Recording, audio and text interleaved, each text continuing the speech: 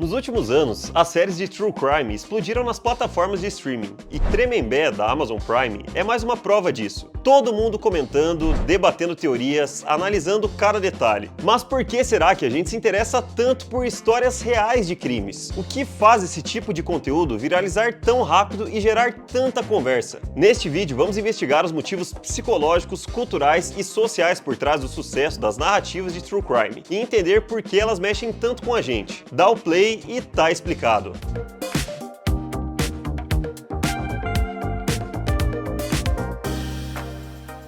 Um dos motivos que explicam nosso interesse por True Crime está ligado à forma como nosso cérebro lida com o medo. Segundo pesquisadores, como o americano Joseph Ledoux, neurocientista referência no estudo das emoções, o cérebro humano é biologicamente programado para identificar e compreender ameaças como forma de autoproteção. Ou seja, quando nos deparamos com uma situação perigosa, real ou fictícia, o cérebro tenta analisar a coisa que aconteceu, por que aconteceu e como evitar que aconteça de novo. É um mecanismo evolutivo, a gente observar o perigo à distância. Nesse caso, a gente observa pelas telas. E ao compreender como ocorreu, temos uma falsa sensação de controle. Isso reduz a ansiedade e cria a impressão de que estamos mais preparados para o mundo real. A psicologia também explica que esse tipo de narrativa ativa nosso sistema de vigilância interna. Acompanhar crimes reais funciona como um treinamento mental. Analisamos comportamentos suspeitos, padrões, motivações e até sinais que poderiam ter sido percebidos antes. Esse processo cognitivo de tentar prever ameaças é uma característica humana fundamental.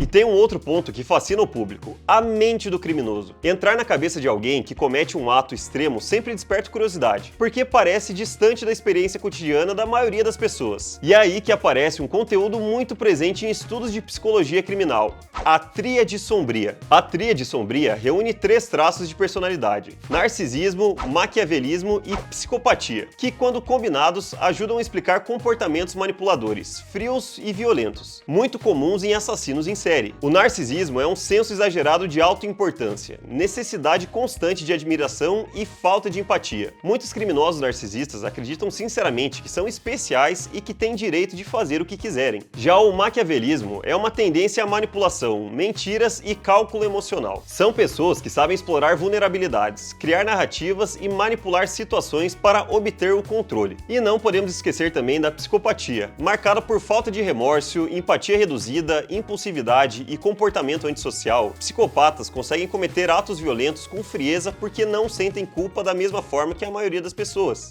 E uma coisa que é importante falar é que ter traços de Tríade Sombria não significa automaticamente que alguém será um criminoso. Porém, eles aparecem com frequência em perfis de assassinos em série porque favorecem comportamentos violentos, egocêntricos e desumanizados. Quando o público percebe esses elementos em personagens reais ou em representações ficcionais muito realistas, o interesse aumenta bastante. Estamos observando algo que foge totalmente das regras sociais, ao mesmo tempo em que tentamos entender o que leva alguém a cruzar limites tão profundos. Essa mistura de curiosidade evolutiva, busca por controle emocional e o fascínio pela mente criminosa ajuda a explicar por que narrativas true crime geram tanta repercussão. Mas o boom do True Crime nos últimos anos não aconteceu por acaso, ele foi impulsionado pela internet. O que antes era apenas um documentário na TV, ou até mesmo um daqueles programas policiais famosos dos anos 90, virou um fenômeno coletivo alimentado por conversas em tempo real nas redes sociais, análise de criadores de conteúdo e uma sensação de que todo mundo está investigando junto. E os streamings tiveram um papel central nisso. Quando produções do gênero chegaram às plataformas mais famosas, não eram só séries, viravam debates. As pessoas queriam entender as motivações, criticar as investigações, questionar decisões judiciais, e a internet virou um tribunal paralelo onde cada episódio era destrinchado. Essa participação ativa do público criou um novo tipo de consumo: o espectador detetive, que não apenas assiste, mas investiga, teoriza e discute. Paralelamente, os criadores de conteúdo transformaram o True Crime em uma comunidade gigantesca. Do YouTube ao TikTok, cada produção vira um ponto de encontro nas redes, onde milhares de pessoas comentam, trocam teorias e sentem que fazem parte da investigação. A pandemia também acelerou esse processo, com podcasts explodindo em audiência. A Mulher da Casa Abandonada, por exemplo, virou praticamente uma novela nacional. Episódios viralizavam, fóruns que surgiam do nada, pessoas que visitavam o local real da história. Não era só entretenimento. era um acontecimento cultural, acompanhado como se todo o país estivesse tentando resolver o caso ao mesmo tempo.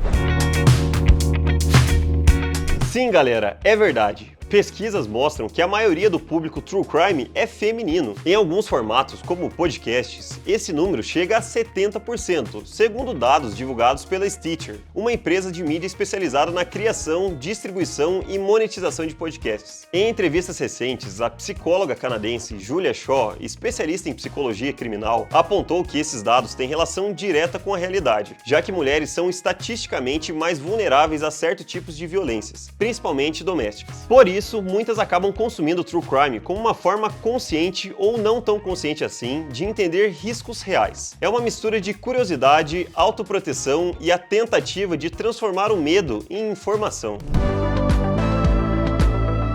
No fim das contas, o sucesso das séries e podcasts True Crime diz muito sobre nós, sobre nossa curiosidade, nossos medos, nossa necessidade de entender o que ameaça as nossas vidas. Mas também abre espaço para um debate importante: até onde vai o interesse saudável e onde começa o sensacionalismo? Especialistas como a Julia Shaw, que citei anteriormente, lembram que por trás de cada caso existe alguém que não tem privilégio de desligar a TV e seguir a sua vida. Famílias que perderam alguém, sobreviventes que carregam traumas, comunidades inteiras marcadas por histórias que os streamings transformaram em entretenimento. É preciso muito respeito com os envolvidos e, principalmente, evitar a glamorização de criminosos. Casos como os das séries americanas sobre serial killers, Dahmer e Ted Bundy, que geraram fãs e fantasias de Halloween, mostram como a linha entre retratar e romantizar pode ser perigosamente fina. Então, mesmo que o gênero mexa com o nosso cérebro, nossas emoções e a nossa vontade de entender a mente humana, a gente também precisa lembrar que muitas dessas histórias não são ficção.